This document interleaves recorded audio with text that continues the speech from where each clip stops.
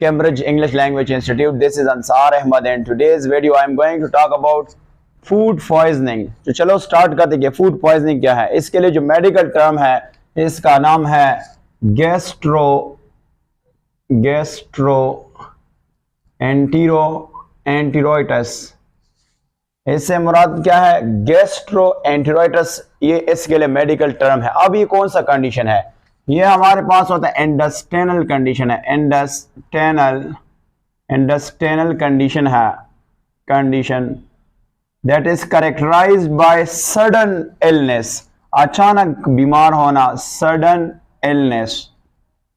Illness by eating what? By eating food और drinking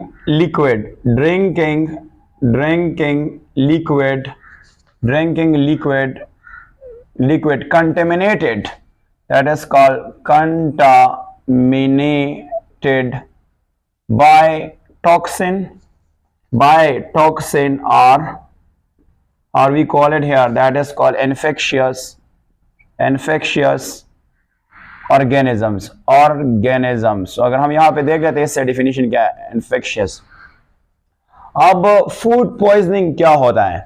food poisoning से मुराद ये है कि ये इंटेस्टाइनल कंडीशन है। इंटेस्टाइनल कंडीशन से मुराद इंटेस्टाइन कंडीशन है जिसमें सडनली इलनेस होता है, अचानक बीमार हो जाता है। बाय ईटिंग फूड, खुराक खाते हैं, ड्रिंकिंग लिक्विड, पानी पीते हैं।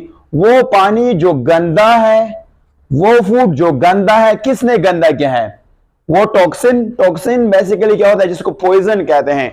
जो बैक्टीरिया है, वायरस, वो टॉक्सिन रिलीज करते हैं, सब्सटेंस रिलीज करते हैं। और इन्फेक्शियस ऑर्गेनिज्म वो ऑर्गेनिज्म होते हैं जो बीमारी फैलाते हैं। तो हम सिंपल अल्फाज में ये कह सकते हैं कि एक ऐसा फूड जो बैक्टीरिया, वायरस ने उसको क्या है, उसमें से टॉक्सिन छोड़ा है, या उनमें से मौजूद होता है बैक्टीरिया, वायरस, तो उस फूड को हम कहते हैं फूड पॉइजनिंग कहते हैं। और ये कब होता है? इसके लिए जो रिस्क फैक्टर होता है तो वो बेसिकली अगर हम यहां पे लिखेंगे पुअर, हमारे पास फूड हाइजीन का वर्ड से क्या मुराद होता है? इससे मुराद होता है साफ होना, हाइजीन जो है ना। तो अगर फूड की हिफाजत ना करें तो उससे इस फूड पॉइजनिंग के रिस्क जो है ना वो ज्यादा होता है। ये रिस्क होता है कि फूड पॉइजनिंग हो सकता है, that is called food poisoning हो सकता है। अब अगर हम इसकी सिम्टम की बात कर लेते हैं तो हमारे पास इसके सिम्टम कौन कौन से हैं? चलो देख लेते हैं हमारे पास इसके सिम्टम्स। अच्छा, हमारे पास इसकी जो सिम्टम अपेयर होते हैं ना, ये घंटों के बाद, हम यहाँ पे लिख सकते हैं घंटों के बाद, आवर्स के बाद, या हम इसको कहते हैं हम कह सकते हैं कि ये हमारे पास कब, यानी डेज के बाद जो हम कंटेमिनेटेड फूड खाते हैं। फॉर एग्जांपल हमारे पास एक कंटामिनेटेड फूड, हमने क्या लिया? फूड।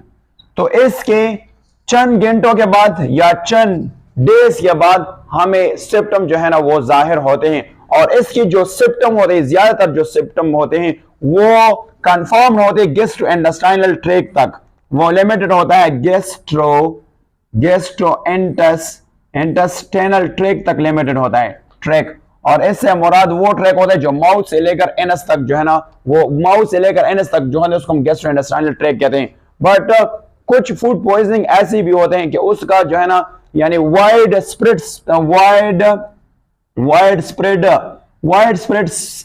यानी सिम्टम हो सकता है। सिम्टम्स यानी इससे ज्यादा सिम्टम भी हो सकता है। वाइड स्प्रेड से मुराद छोड़ा हो सकता है सिम्टम।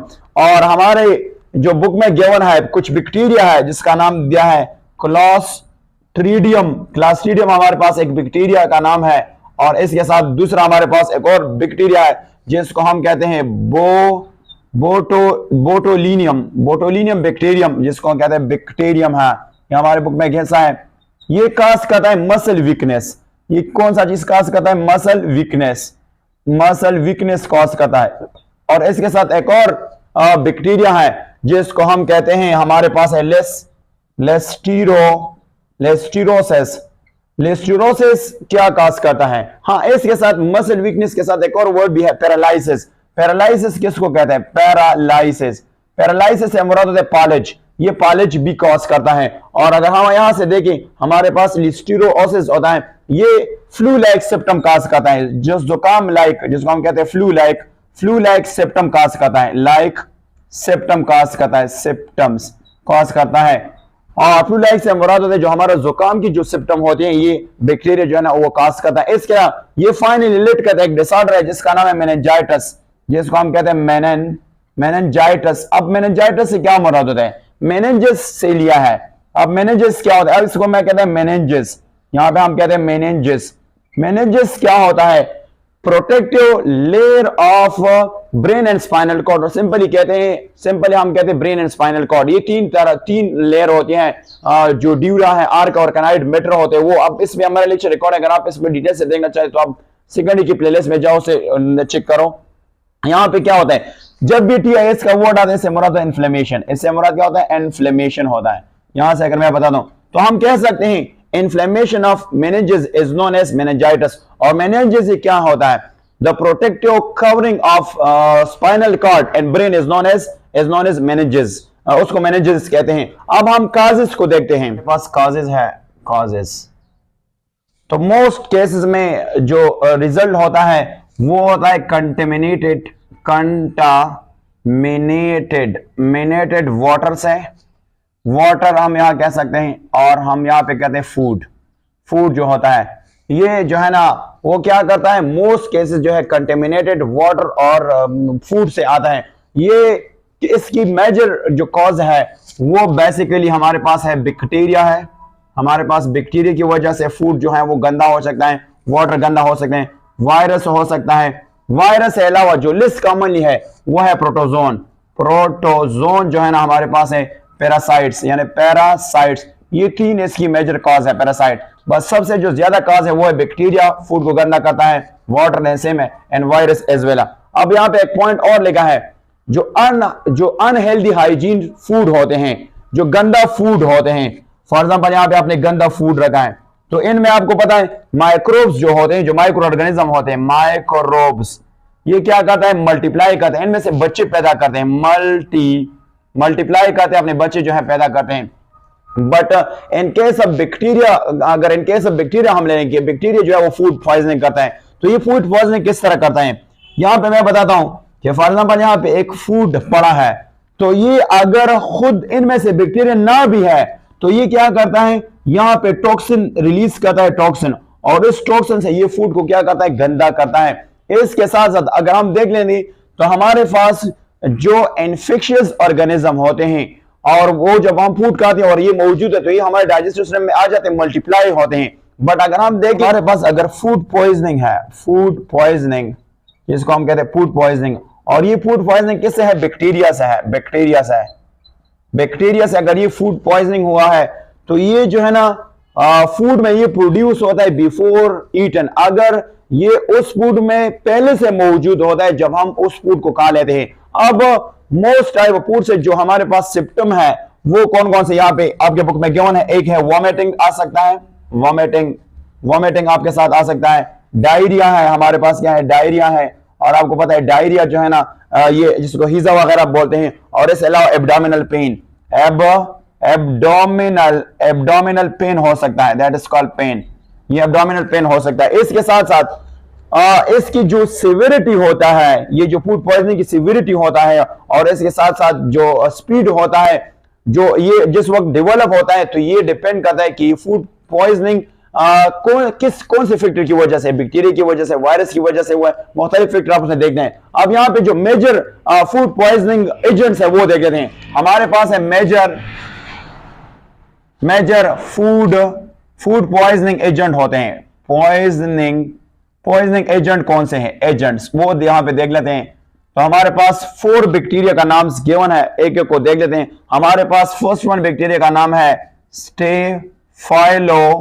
स्टेफाइलोकोक्सी, हमारे पास क्या है, ये एक बैक्टीरिया है, इससे जो है ना वो फूड पॉइजनिंग हो सकता है। हमारे पास इकोलाई बैक्टीरिया है जिसको हम इचुरिया बैक्टीरिया भी कहें, इकोलाई बैक्टीरिया है, सल्मोनेला है, हमारे पास क्या है, सल्मोनेला है, हमारे पास दैट इज कॉल्ड कैम्फाइलोबैक्टर, हमारे पास बैक्टीरिया है, ये उसकी क्या है, बैक्टीरिया है, ये हमारे पास मेजर फूड पॉइजनिंग है। इसकी वजह से जो है ना ये सारे बैक्टीरिया के नाम है और इससे जो फूड जो है ना वो क्या होता है, पॉइजन हो जाता है। अच्छा, अगर हम यहाँ पे ट्रीटमेंट की बात कर लेते हैं तो ट्रीटमेंट क्या है, यहाँ पे मैं बताता हूं ट्रीटमेंट। यहां से देख लेते हैं ट्रीटमेंट क्या होता है। सबसे पहले इसको हमने बचाना है किस चीज से, डिहाइड्रेशन से। किससे बचाना है, डिहाइड्रेशन। और डिहाइड्रेशन किसको कहते हैं, डिहाइड्रेशन से मुराद होता है लॉस ऑफ वाटर। तो इसके लिए हम ORS देते हैं, एक सॉल्यूशन होता है एक ORS देते हैं, इससे जो है ना वो रिकवर हो सकता है। अगर ये नहीं है तो फिर क्या करते हैं, हम इसके लिए इंजेक्शन लगाते हैं। उस इंजेक्शन का नाम होते हैं इंट्रावेनस इंजेक्शन, जो वेन के अंदर लगाया जाता है और इनमें से दो चीज इसको दिया जाता है, salt plus fluid, that is called fluid, जो है ना उसको इंजेक्शन के जरिए दिया जाता है। अगर इसको एंटीबायोटिक भी दिया जाता है, बट जब बैक्टीरिया जो है वो आइडेंटिफाई किया जाता है, इसका जो कॉज अगर आइडेंटिफाई किया जाता है तो फिर उसको एंटीबायोटिक भी दिया जाता है, एंटीबायोटिक भी दिया जाता है, एंटीबायोटिक। और ये जो फूड पॉइजनिंग होता है ये लॉन्ग टर्म के लिए नहीं होता है, ये रेपिडली खत्म हो जाता है। बट सम केस अगर ये ढीला हो जाते हैं, मतलब हो जाते हैं, तो इसकी जो लॉन्ग लास्टिंग रिजल्ट वो बुरा होता है। इन रेयर केसेस में ये होता है कि एक और कंडीशन है जिसको हम कहते हैं सेप्ट, यानी इसको यहां से अगर मैं टी करूं तो हमारे पास है सेप्टिसीमिया। सेप्टिसीमिया क्या होता है कि हमारे पास ये ब्लड है, ये ब्लड स्ट्रीम है और इनमें से बैक्टीरिया जो है वो स्प्रेड हो जाता है। इस कंडीशन को हम कहते हैं सेप्टोसीमिया कहते हैं। और अगर सेप्टोसीमिया और प्लस डिहाइड्रेशन ये दोनों मिलके, तो आपको पता है क्या बनाता है, ये दोनों मिलके आपको शॉक आएगा, झटके आएगा, जिसको हम कहते हैं शॉक। और ये शॉक क्या करता है, ये फेटल होते हैं, मतलब डेथ काज कर सकता है।